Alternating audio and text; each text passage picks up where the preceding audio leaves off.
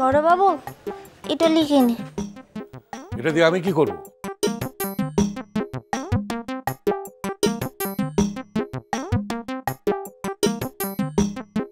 আর শোনো, তুমি বড়বাবু বলে আমার সঙ্গে ভাব করতে এলেই যে আমি তোমার সঙ্গে কথা বলবো তা কিন্তু নয়। সেটা তো তোর সঙ্গে মো পড়তে বুঝাটো লিপক। আগুতে লাঠিটা দিয়ে কামটা কর। এই লাঠি নিয়ে আমি কি করব? তুমি আমাকে কি এই লাঠি নিয়ে ল্যাংড়া বুড়ো বানাতে চাও?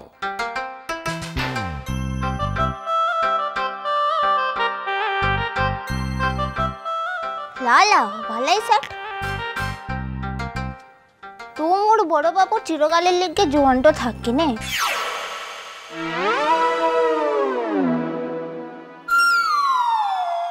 মো তার লেগে কিছু ভুল শিখলাই। এটা তোকে মো দিচ্ছিলাম তোর ছিলাটোকে শাসন করার লেগে।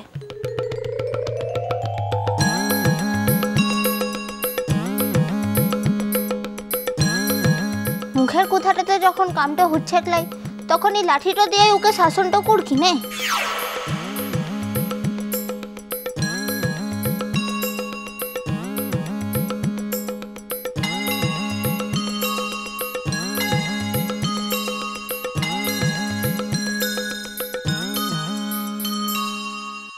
মুখে চোখটা দেখাইন কোনো লাভটা হবে ক্লাই?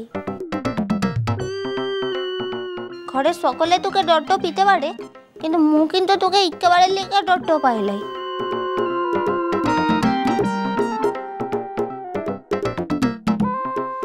তারপরে মুখে যদি দায়িত্বটা দেওয়াটা হয় না তাহলে মু ই খাতে এই লাঠিটা ধরব আর ই খাতে ফলের রসটা খাবেনব।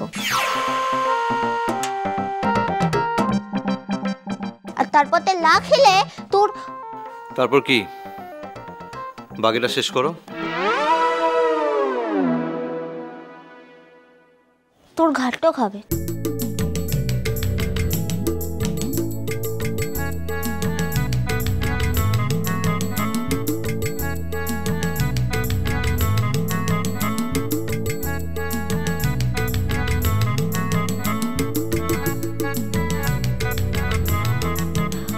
রুবু দিদি কি রে বাহা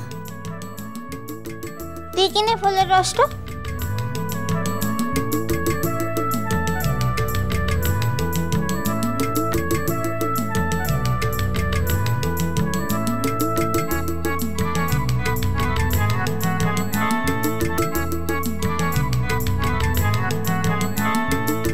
লি ধর খেয়েটা লি কিনে তাড়াতাড়ি।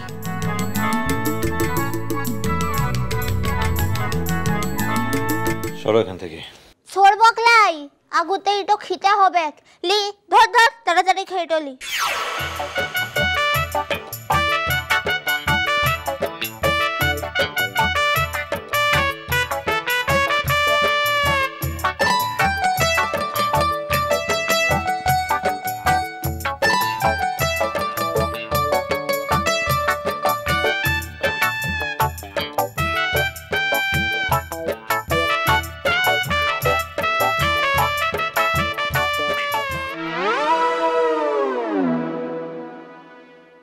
যত সব পাগলের আখড়া। হিরে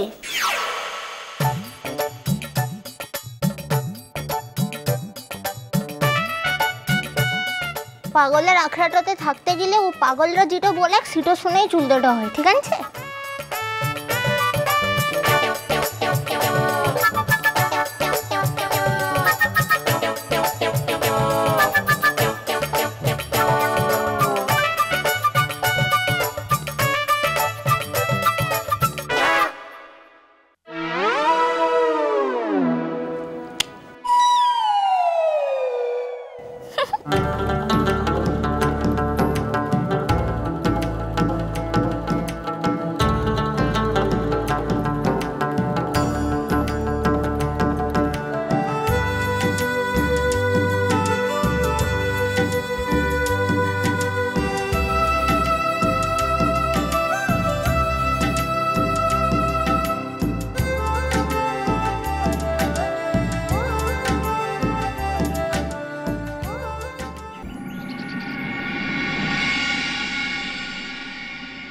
আজ কেমন আছে উঠছি? ঘুম থেকে উঠেছে? আমাদের বাবু এখন একেবারে জব্দ। বাহাওকে এমন কড়া শাসনে রেখেছে যে বাচ্চা ধরনের ট্যাপও একেবারে উদাহ। আমি তো বলবো আমাদের অর্ধেক কাজ কমিয়ে দিয়েছে বাহা। তা না তো ও যা ছেলে, তার সঙ্গে এঁটে ওঠা কি চারটিখানি কথা নাকি? এই জন্যই তো মেয়েটার উপর রাগ করে থাকা যায় না। এবারে ও যা করেছে আমি তো ভেবেছিলাম ওর সঙ্গে আর কথাই বলবো না, কিন্তু ওই একটা ভয়ঙ্কর ক্রাইসিসের সময় এমনভাবে পাশে এসে দাঁড়াবে, অবশ্য বরাবরই এটা করে এসছে ও। তাই তো দেখুন দাদা, ও তো পরের মেয়ে, বলতে গেলে আমাদের সঙ্গে তো তেমন কোনো সম্পর্ক নেই, অথচ যখনই এ বাড়িতে কোনো না কোনো বিপদ হয়েছে ও ঠিক ছুটে এসেছে আর ওর ক্ষমতা মতো সব বিপদ সামলে দিয়েছে। মানে এমনই কৃতজ্ঞতা বোধ ওর। অথচ যার থাকার কথা ছিল, যার পাশে এসে দাঁড়াবার দরকার ছিল, সে কিন্তু একবার বুড়ি ছুঁয়ে দিয়ে তার দায় এড়িয়ে গেল।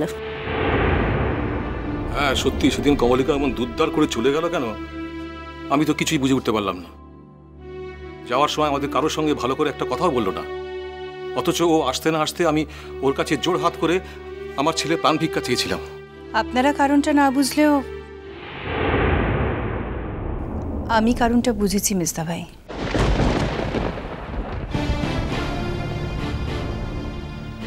বাবা, তুমি কি এখন ব্যস্ত?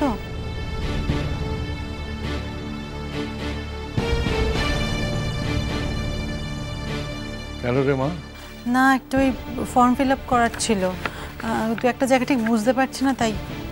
ও দাঁড়া, দেখছি আমি। তুই কি বুঝেছিস বলছিলি ছোট?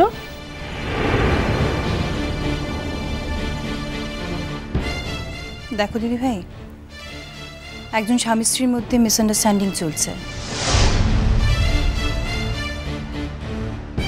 তারা সেপারেশনে আছে। মিসআন্ডারস্ট্যান্ডিং যে শুধু একতরফের তা তো নাও হতে পারে, দু তরফেরও তো থাকতে পারে, তাই না?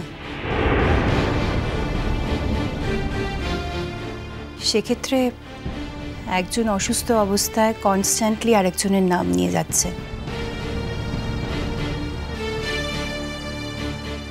তার থেকে এটা নিশ্চিত যে সে তাকে মিস করছে, আর আরেকজন সে কথা শুনে দেরিতে হলেও ছুটে চলে এসেছে।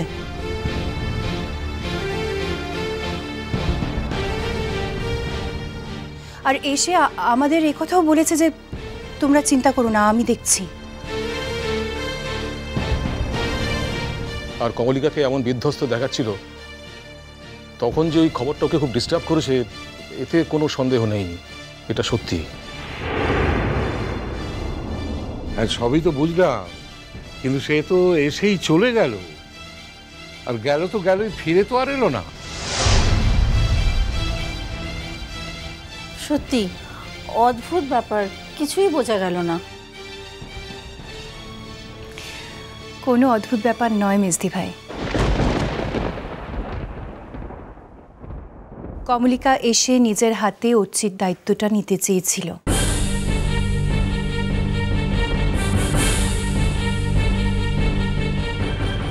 কিন্তু তখনই সে দেখল অন্য আরেকজন সেই কাজটা করছে। কে?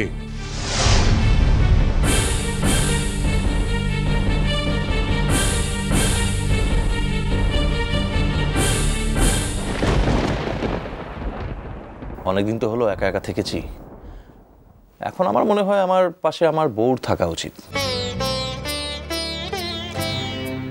ভেবেছিলাম তুমি লেখাপড়া শেষ করবে আর তারপরে বাড়িতে সবাইকে জানিয়ে আমরা সোশ্যাল ম্যারেজটা করে, কিন্তু এখন মনে হচ্ছে প্ল্যানটা একটু চেঞ্জ করতে হবে। মানে এতদিন একা একা থাকা খুবই, ওটা হবে না। মিষ্টি কুটু মিষ্টি কুটু মিষ্টি কুটু।